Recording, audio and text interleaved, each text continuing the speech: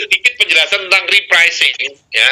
Ini sih kita udah pernah bikin kelas juga, tapi ini berhubungan dengan ini kan ada PPh-nya di PNG, gimana kalau ada repricing ya. Ini rekan-rekan review repricing itu simple, itu adalah kenaikan biaya asuransi untuk manfaat yang sama mengalami kenaikan, itu repricing. Lebih mahal, itulah simpelnya. Mengapa perusahaan menaikkan biaya asuransi? Ya simple, kenapa naik? Ya karena nggak cukup.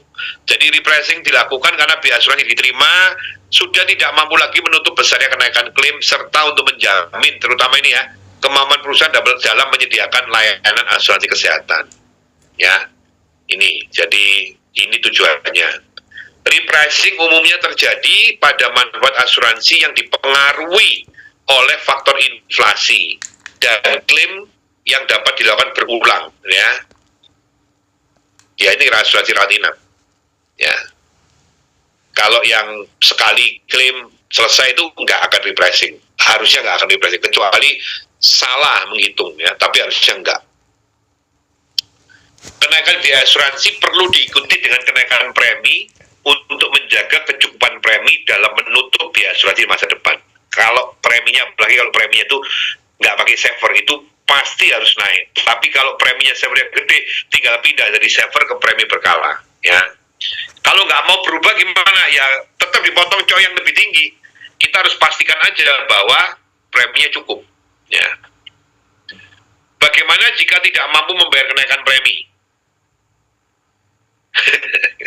Gimana? Ya kalau nggak cukup bayar kenaikan premi, nggak usah naik premi, tapi pastikan preminya cukup untuk bayar coy. Ya. Nah di sini rekan-rekan perlu memperhatikan selisih premi dan biaya asuransi. Yang saya omong ini adalah yang tadi poin ini, itu adalah kalau dia udah lewat dari masa 3 tahun ya. 3 tahun. Kalau dalam masa kurang dari 3 tahun itu harus ngikuti ya. Ya, perhatikan selisih premi dan biaya asuransi setelah kenaikan. Selama masih besar selisihnya, kelangsungan polis tetap terjamin selama selisihnya itu masih gede. Ini adalah salah satu alasan mengapa perlu memberi saver yang cukup besar pada premi PNG ya. Ini teman-teman.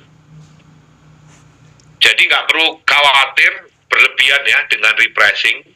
Memang repricing itu berat, tapi justru di sini membuka mata kita semua bahwa PPh Plus itu adalah cover asuransi yang bagus, yang menjamin nasabah dari sisi biaya, tapi memang mahal dan harus siap untuk naik. Maka ini saran saya teman-teman, ya. Kejadian repricing menunjukkan biaya kesehatan itu makin mahal, sehingga keluarga itu makin butuh asuransi kesehatan. Nah ini penting. Saat memilih plan PPh Plus Pro, pertimbangkan kemampuan nasabah dalam memenuhi repricing. Jadi harus ada pemikiran, jadi jangan memaksakan. Jangan memaksakan mengambil plan yang tinggi, jika nasabah dengan plan itu aja udah memaksakan diri bayar premi. Jadi misalkan ya, plannya dipaksakan gold. Padahal dengan gold tuh preminya nasabah udah berat. Atau spellingnya tuh udah ngepres banget dengan income-nya. Nah kalau ada kenaikan repricing, goldnya ini kan jadi makin mahal. Nah nasabah nggak mampu nanti bayarnya. Jadi cari plan yang lebih rendah supaya kalau ada repricing nggak terlalu berat nasabahnya. Ini ngomong apa deh seperti itu. Jadi PPh Plus itu ada klien saya nanya saya pernah cerita di kelas ya, waktu kelas nggak tahu kelas mana lupa. Itu kenapa saya nggak ditawari PPh ini? Saya jelaskan, oh ya saya mau nawarkan, tapi menurut saya ini nggak cocok dengan ibu. Saya jelaskan, ini tuh satu mahal, kedua bisa naik preminya. Padahal dia sekarang dengan premi cuma 1,5 juta itu sering cuti, karena berat bayarnya. Nah kalau diganti repricing, apa dia nggak mumet ya? Nggak tahu Bu Sherly, saya nggak tahu. Ya nanti tunggu yang resmi ya. Yang hoax banyak. Mau tahu nggak? Nggak usah, nanti malah bingung teman-teman. Ya teman-teman jalan dengan yang ada aja ya. Asuransi kesehatan S-Charge seperti PPh Plus Pro dan PSS Pro rentan dengan repricing. Nasabah nasabah yang sensitif dengan kenaikan premi sebaiknya membeli asuransi kesehatan non SCAS. Ya.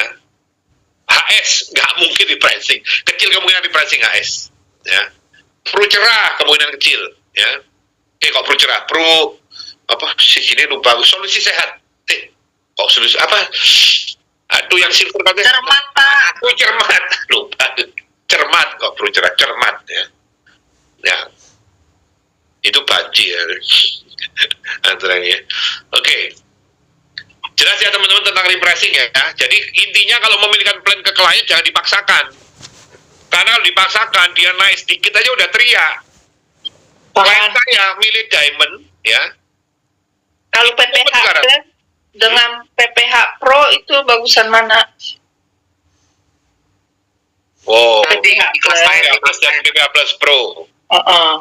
Wah itu aku lupa. buka kelas lagi. Lupa ya, mesti lihat kelas ya, buka kelas lagi. Ya yang perusahaan pasti nawarkan yang bagus dong. Tapi setelah detail saya paham apa PPH Plus atau udah PPH Pro? Saya kemarin istri saya sih aku nggak inget deh, istri saya yang ngurusi ya itu Cirin. Kayaknya ikut repricing PPH Plus Pro ya katanya. Iya, lanjut ya. Tadi tentang repricing itu penting ya, penting. Klien saya yang orang mampu banget itu udah teriak loh, gila gede banget, udah tak turunkan aja. Ya, aku juga nggak akan ke Amerika kalau udah tak turunkan jadi gold aja. Kalau gold dia spellingnya gede banget, spellingnya. Tapi tetap ada yang kekeh, tetap diamond 10 juta. Gila itu, coinnya itu puluhan juta loh sebulan teman-teman.